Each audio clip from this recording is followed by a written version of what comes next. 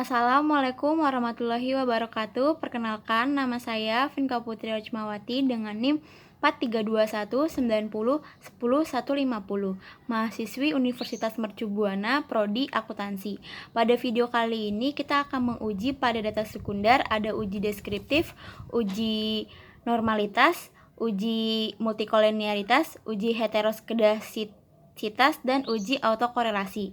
Serta kita akan menguji pada regresi linier berganda, di mana pada uji regresi linier berganda ini terdiri dari 3. Yang pertama ada adjusted R2, ada uji F, dan uji T. Video kali ini bertujuan untuk memenuhi tugas pada pertemuan 12 pada mata kuliah Statistika Bisnis dan Praktikum. Mari langsung saja kita simak videonya bersama-sama. Oke, sekarang kita lanjut pada uji deskriptif. Pada uji deskriptif ini pada variabel view seperti biasa kita ada PT, ada tahun, ada X1 row A, X2 row E, X3 net profit margin, dan ya harga saham. Untuk PT dan tahun kita menggunakan type string, dan measure pada PT dan tahun kita menggunakan nominal. Untuk sisanya seperti X1 hingga Y kita menggunakan measure scale. Lalu pada desimal ini pada X1 hingga X3 kita menggunakan desimal 3 dan PT, tahun, dan Y harga saham kita menggunakan desimalnya 0. Lalu data view, kita beranjak ke data view. Di sini saya menggunakan 3 perusahaan. Untuk masing-masing perusahaan saya menggunakan tahun 2014 hingga 2018. Di sini ada PT Nippon, PT Siantar Top, dan PT Mayora. Maka kita langsung saja lanjut ke analisis deskriptifnya. Pertama kita ke analyze, deskriptif statistik, lalu deskriptif. Nah, sekarang kita masukkan X1 hingga Y ke kolom variabel. Sini muncul kotak dialog seperti ini. Ini kita pindahkan ke variabel. Sudah seperti ini, kita klik OK. Nah, di sini sudah terlihat ya output dari analisis deskriptif. Jadi dapat kita interpretasikan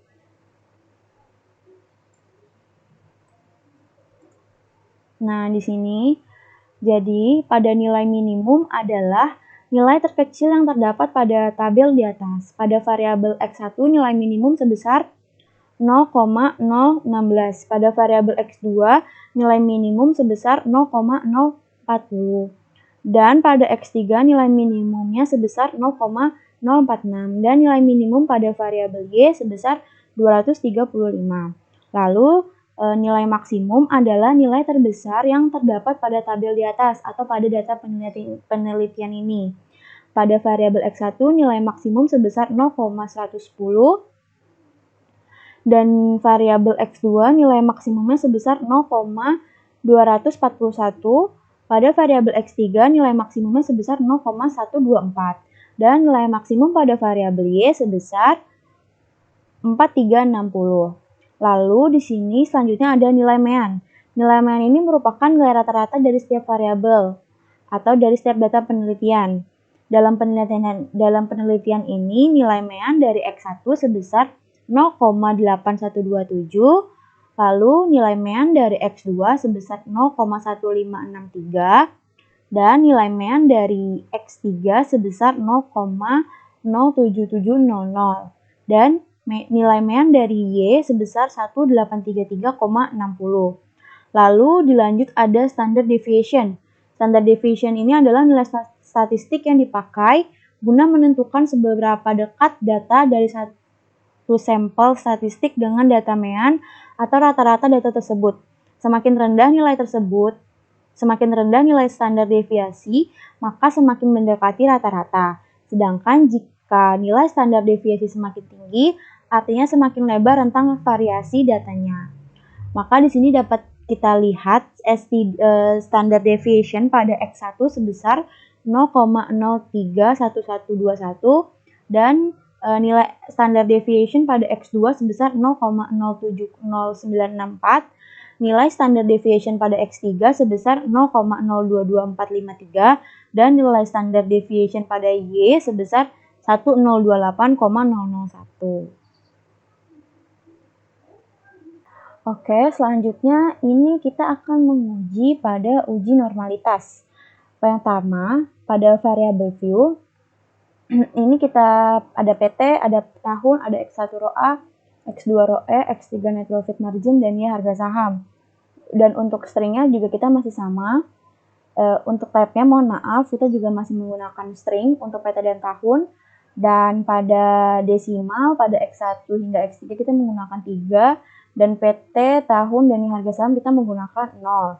Lalu untuk measure, kita menggunakan nominal untuk PT dan tahun. Sisanya kita menggunakan measure scale. Lalu selanjutnya, saya juga masih menggunakan data yang sama, yaitu data sekunder yang sudah saya susun pada Excel saya. Di sini ada saya menggunakan 3 perusahaan. Untuk masing-masing perusahaan saya menggunakan tahun 2014 hingga 2018. Di sini saya menggunakan PT Nippon, PT Siantartop, dan PT Mayora. Dan di sini merupakan data yang saya input dari tabulasi Excel data sekunder saya. Lalu untuk uji normalitas, kita pertama ke analyze, lalu pilih regression, lalu linear. Di sini sudah muncul kotak dialog seperti ini. Lalu masukkan dia harga saham ke dependent dan X1 hingga X3 ini ke independent. Lalu pada kolom save kita klik dan pada kolom residual ini kita klik unstandardized. Sudah seperti ini, maka kita klik continue. Lalu kita klik OK. Nah, di sini sudah keluar output regression dari uji normalitas. Tapi pada uji normalitas ini kita akan menguji pada menggunakan tabel Kolmogorov-Smirnov test. Yaitu bagaimana caranya? Yaitu yang pertama kita ke analyze, lalu pilih regression. Mohon maaf, kita pilih non-parametric test, lalu pilih legacy dialog, lalu pilih one sample KS. Nah, di sini pada tes variable list kita masukkan unstandardized residual ke sebelah kanan. Sudah seperti ini, kita klik OK. Nah, di sini sudah terlihat ya output dari hasil one sample Kolmogorov-Smirnov test. Gitu. Jadi dapat kita interpretasikan pada hasil output ini. Pada uji normalitas, di sini sudah terlihat nilai signifikannya itu sebesar 0,200. Dan pada poin A, di sini sudah terlihat test distribution is normal. Berarti data pada one sample Kolmogorov-Smirnov test ini, data saya sudah terdistribusi secara normal. Untuk penjelasan yang lainnya, jika signifikan di bawah 0,05 berarti terdapat perbedaan yang signifikan. Dan jika signifikansi di atas 0,05, maka tidak terjadi perbedaan yang signifikan. Penerapan pada uji Kolmogorov-Smirnov ini adalah bahwa jika nilai signifikan di bawah 0,5 berarti data yang akan diuji mempunyai perbedaan yang signifikan dengan data normal baku. Berarti data tersebut tidak normal. Nah, dapat dilihat data saya pada signifikan ini itu sebesar 0,200, di mana nilai tersebut lebih besar dari taraf signifikan yaitu sebesar 0,05. Dan sudah terlihat pada poin A, test distribution is normal. Berarti data sudah terdistribusi secara normal. Artinya tidak terjadi perbedaan yang signifikan dengan data normal. Selanjutnya kita pada uji ini kita akan menguji yaitu uji multikolenialitas. Saya menginformasikan terlebih dahulu pada uji ini saya tetap menggunakan data yang sama pada uji sebelumnya, yaitu kita langsung saja ke uji multikolenialitasnya. Itu yang pertama adalah step yang pertama, kita ke analyze, lalu pilih regression, lalu pilih linear. Y harga saham kita pindahkan ke dependent dan X1 ROA hingga X3 net profit margin ke independent. Lalu sudah seperti ini, kita klik statistik, kolom statistik. Nah, di sini kita akan checklist estimate, model fit, dan collinearity diagnostics. Lalu continue, sudah seperti ini, dan kita klik OK. Di sini sudah terlihat ya hasil outputnya, sudah terlihat. Maka ini hasil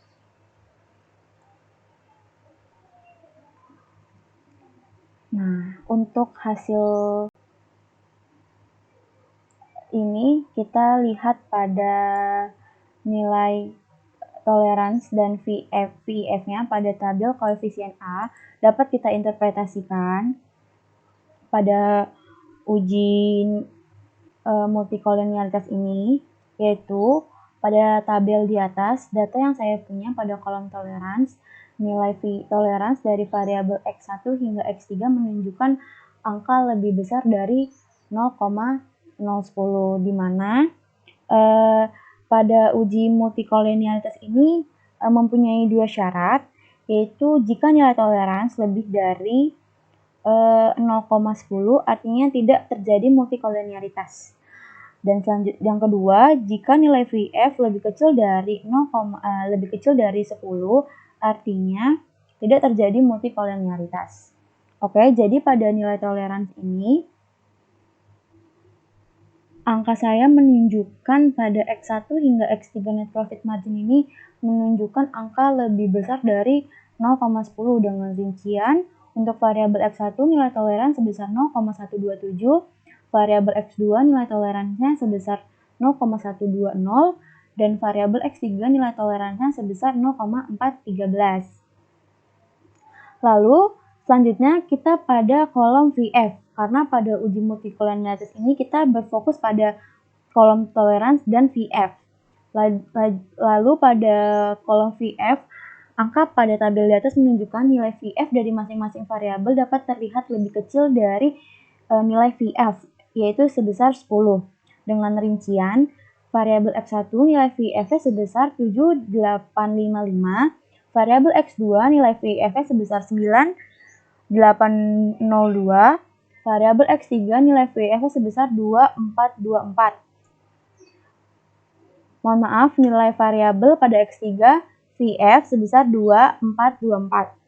Jika nilai VF kurang dari 10 atau nilai toleransi lebih dari 0,10, maka dapat disimpulkan dengan tegas bahwa tidak terdapat masalah multikolonialitas.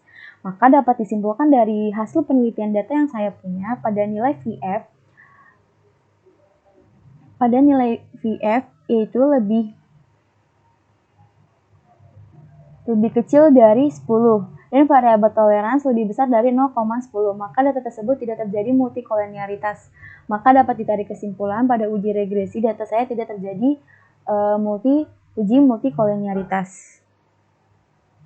Selanjutnya saya akan menguji heteroskedastisitas. Di sini saya juga masih menggunakan data yang sama, yaitu ada PT Nippon, PT Siantarto, PT Mayora. Dengan saya menggunakan masing-masing PT tahun 2014 hingga 2018. Lalu juga pada variabel V ini masih sama pada uji-uji sebelumnya, yaitu ada PT, tahun, terus juga kita menggunakan pada PT dan tahun, ada string, dan measure-nya kita menggunakan nominal pada PT dan tahun, dan untuk X1 hingga Y kita menggunakan scale. Lalu di sini saya juga sudah menginput data X1 row A, X2 row E, dan X3 net profit margin, dan ya harga saham ini sudah sesuai dengan Excel yang saya buat gitu. Jadi tinggal di copy paste saja ke dalam data view. Lalu langsung saja ke uji heteroskedastisitas. Yang pertama kita ke analyze, lalu pilih regression, lalu linear. Nah, sudah seperti ini pada kolom dependent pada Y harga saham, dan X1 hingga X3 ke independent. Lalu pada plots ini spread ke kolom add, dan selanjutnya threshold ini ke dalam variabel y. Lalu kita checklist histogram dan normal probability plotnya. Lalu kita continue. Lalu selanjutnya pada menu save ini kita checklist unstandardized pada residual. Lalu kita klik continue, lalu kita lanjut ke OK. Di sini sudah terlihat untuk outputnya, uji regresinya. Setelah output ini sudah keluar, terlihat pada tabulasi sudah muncul variabel baru, yaitu residual 1. Lalu kita jadikan sebagai absolute. Yang pertama kita ke transform. Nah, di sini kita pilih menu compute variable. Pada kotak dialog ini, pada target variable view, kita ketik ABS underscore res1 seperti ini. Pada kolom numeric expression function group, kita pilih arithmetic, lalu kita pilih ABS, lalu kita klik 2 kali. Selanjutnya kita input unstandardized, pindah ke numeric expression. Kita klik OK. Sudah terexecute datanya di sini. Lalu kita uji regresi kembali. Kita ke analyze, regression, pilih linear. Ini kita reset terlebih dahulu. Setelah itu kita pada kolom dependent kita masukkan ABS, dan pada independent kita pindahkan variabel X-nya. Lalu kita klik OK. Nah, sudah seperti ini. Dapat kita interpretasikan outputnya.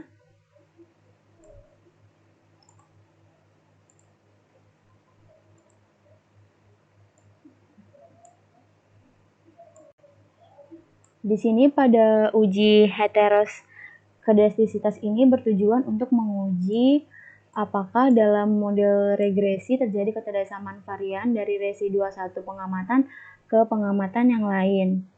Jika varian dari residual satu pengamatan ke pengamatan yang lain tetap, maka data tersebut disebut homoskedastisitas, dan jika berbeda, maka disebut heteroskedastisitas. Untuk menentukan heteroskedastisitas menggunakan uji Gleiser ini, ada dasar pengambilan keputusan pada uji ini, yaitu adalah jika nilai signifikan lebih besar dari 0,05 maka dapat disimpulkan tidak terjadi masalah heteroskedastisitas. Namun sebaliknya, jika nilai signifikan kurang dari 0,05 maka data dapat disimpulkan terjadi masalah heteroskedastisitas. Hasil uji heteroskedastisitas diperoleh sebagai berikut pada tabel 4. Ini ada hasil uji heteroskedastisitas pada koefisien A. Di sini nilai hasil perhitungan di atas diketahui bahwa nilai signifikan dari variabel X1 row A hingga X3 net profit margin lebih dari 0,05 dengan masing-masing nilai X1 row A nilai signifikan sebesar 0,417, X2 row E nilai signifikan sebesar 0,217, X3 net profit margin nilai signifikannya sebesar 0,321. Berdasarkan data tersebut dapat disimpulkan bahwa tidak terjadi heteroskedastisitas antar variabel independen dalam model regresi ini.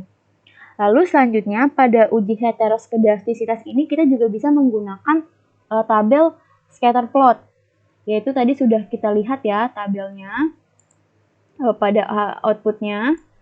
Ini pada scatter plot dependent variable Y, maka dapat diinterpretasikan dari hasil di atas juga dapat dijelaskan dengan hasil analisis, yaitu dengan grafik scatter plot. Titik-titik yang terbentuk harus menyebar secara acak, tersebar baik di atas maupun di bawah angka 0 maupun pada sumbu Y. Apabila kondisi ini terpenuhi, maka tidak terjadi heteroskedastisitas dan model regresi yang layak digunakan. Hasil uji heteroskedastisitas dengan menggunakan grafik scatterplot ditunjukkan. Di sini ditunjukkan pada masing-masing titik-titik menyebar secara bebas di atas maupun di bawah pada angka 0 dan pada sumbu variabel Y. Lalu, dengan melihat grafik scatterplot di atas, terlihat titik-titik menyebar secara acak, serta tersebar baik di atas maupun di bawah. Maka dapat diambil kesimpulan bahwa tidak terdapat gejala heteroskedastisitas pada model regresi yang digunakan. Kita akan menguji data menggunakan uji autokorelasi. Di sini saya juga sama masih menggunakan data-data sama seperti sebelumnya pada uji-uji sebelumnya. Jadi saya menggunakan 3 perusahaan, ada perusahaan PT Nippon, PT Siantartop, dan PT Mayora. Lalu untuk tahun ini saya menggunakan tahun 2014 hingga 2018. Lalu pada variabel F1 hingga Y saya menginput data dari masing-masing Excel yang sudah saya susun untuk data sekunder. Lalu langsung saja lanjut ke analisisnya. Yang pertama ke analyze, lalu regression, linear, lalu pada di harga saham ke dependent, dan X1 hingga X3 net ini kita ke independent, lalu pilih menu statistik, lalu checklist estimate, covariance matrix, pilih estimate, terus setelah itu kita pilih model fit, lalu covariance matrix, dan selanjutnya collinearity diagnostics dan Darwin-Watson. Lalu kita klik continue. Lalu kita sudah seperti ini, kita klik OK. Di sini sudah terlihat ya hasil outputnya untuk uji autokorelasi. Maka dapat kita interpretasikan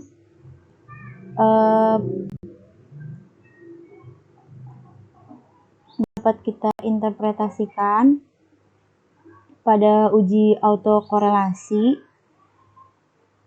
Di sini kita berfokus pada tabel model summary B, di mana di sini sudah terlihat Darwin-Watson-nya itu sebesar 3,305. Lalu di sini saya menggunakan bantuan tabel Darwin-Watson, di mana di sini ada penjelasannya, yaitu K itu merupakan jumlah variabel variabel X, di mana saya menggunakan tiga, yaitu ada variabel X1, variabel X2, dan variabel X3. Lalu N ini merupakan jumlah sampel yang saya ambil. Nah, N ini jumlahnya terdapat 25 jumlah sampel. Lalu DU ini saya mengambil angka dari tabel Darwin-Watson K3 ini pada nilai DU-nya sebesar 1,6540. Lalu kita masuk ke dalam rumusnya, yaitu 4 dikurang DU, yaitu 4 dikurang 1,6540, mendapatkan hasil sebesar 2346. Lalu DL, sini saya mengambil dari angka DL yang 25 pada K3. Di sini DL saya sebesar 1,1228, dan kita masukkan ke rumus 4 min DL sebesar 2,8772, dan nilai Darwin-Watson saya sebesar 3,305. Pada nilai autokorelasi ini mempunyai syarat jika nilai Darwin-Watson lebih kecil DL atau lebih besar dari 4 min DU, berarti terdapat autokorelasi. Jika D terletak di antara DL dan 4 min DU, maka tidak terdapat autokorelasi. Lalu jika D terletak di antara DL dan DU atau di antara 4 min DU dan 4 min DL, maka tidak menghasilkan kesimpulan yang pasti. Di sini saya menjelaskan poin pertama. Uji autokorelasi adalah uji yang melihat apakah terjadi autokorelasi antara periode T dengan periode sebelumnya. Secara sederhana, bahwa analisis regresi adalah untuk melihat pengaruh antara variabel bebas terhadap variabel terikat. Jika tidak boleh ada korelasi antara observasi dengan data observasi sebelumnya, maka modul regresi yang baik adalah regresi yang bebas dari autokorelasi atau tidak terjadi autokorelasi. Untuk mengetahui dengan membandingkan nilai DW dengan nilai nilai D pada tabel. Di sini maka dapat disimpulkan pada data saya terlihat bahwa nilai DW saya, nilai DW Darby-Watson ini itu lebih besar dari nilai 4 min DU, di mana saya masuk ke syarat yang pertama. Jadi pada data saya ini itu terdapat auto korelasi seperti itu. Lalu selanjutnya saya akan menguji regresi linear berganda.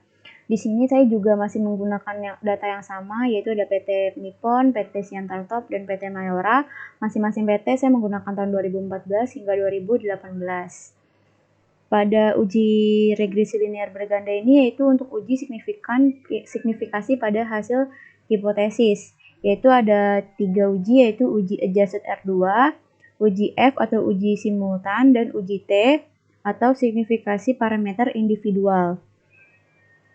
Lalu pertama kita langsung saja ke ujinya. Pertama kita ke analyze, lalu pilih regression, lalu pilih linear, lalu selanjutnya kita masukkan harga saham ke dependen dan X1 hingga X3 ke independen, lalu kita klik OK. Nah, di sini sudah outputnya sudah terlihat, sudah keluar, dapat kita interpretasikan bersama hasil output ini.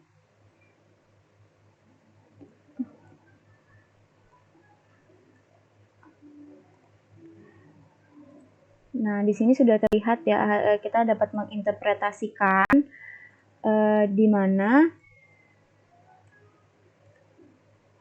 pada uji regresi linear pada adjusted R2, di sini kita menggunakan tabel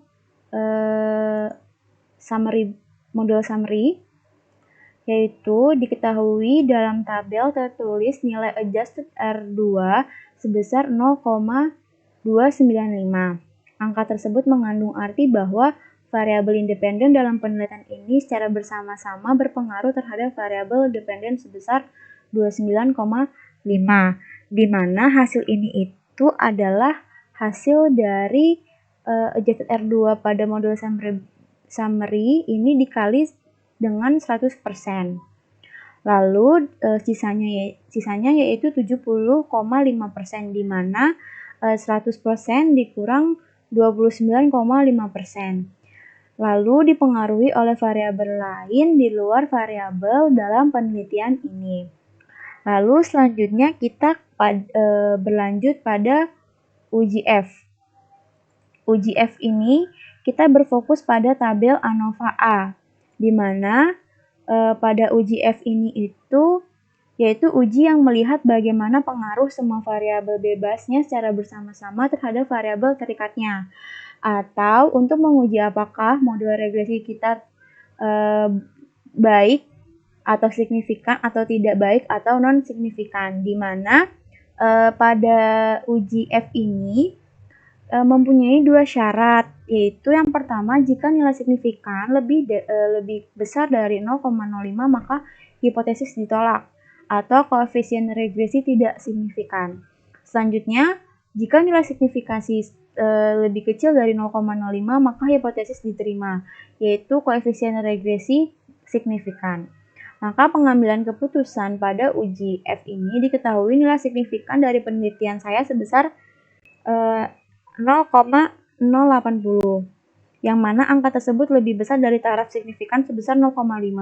Maka dapat disimpulkan hasil 0,05, maka dapat disimpulkan hasil hipotesis ditolak, yang berarti variabel independen secara bersama-sama tidak memiliki pengaruh yang signifikan.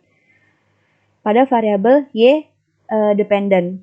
Lalu selanjutnya kita ke uji T atau signifikan parameter individual. Di sini kita menggunakan tabel koefisien A, tabel yang ini, di mana pada tabel ini tuh mempunyai pada uji ini itu untuk menguji bagaimana pengaruh masing-masing variabel bebasnya secara sendiri-sendiri terhadap variabel terikatnya. Pada uji T ini itu mempunyai dua syarat. Jika nilai signifikasi lebih besar dari 0,05, maka hipotesis ditolak atau koefisien regresi tidak signifikan. Dan jika nilai signifikasi lebih kecil dari 0,05, maka hipotesis diterima atau koefisien regresi signifikan. Maka untuk pengambilan keputusan yang pertama, diketahui bahwa nilai signifikan dari X1 sebesar 0,016, yang mana angka ini itu lebih besar dari taraf signifikan, yaitu sebesar 0,05. Maka dapat dicari kesimpulan hipotesis ditolak, yang berarti variabel X1 tidak memiliki pengaruh signifikan terhadap variabel dependen Y.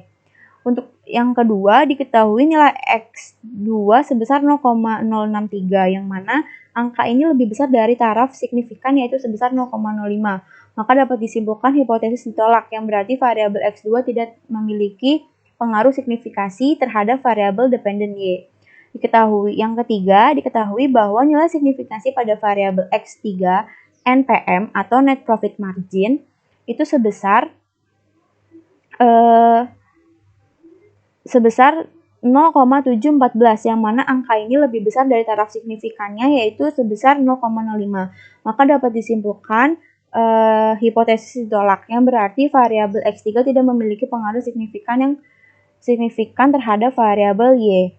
Itu tadi merupakan uji regresi linear berganda pada 3 uji, yaitu ada uji F, uji adjusted R2, uji F, dan uji T. Itu tadi merupakan penjelasan bagaimana pada data sekunder kita menguji pada uji deskriptif, uji normalitas, uji multikolinearitas, uji heteroskedastisitas, dan uji autokorelasi. Serta kita menguji pada uji regresi linear berganda, di mana pada dalam uji regresi linear berganda ini terdapat 3 uji, ada uji adjusted R2, uji T, dan uji F.